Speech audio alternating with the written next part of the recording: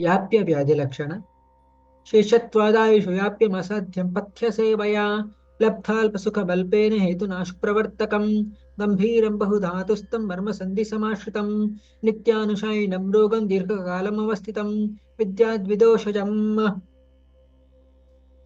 Charaka Sutra 10th chapter.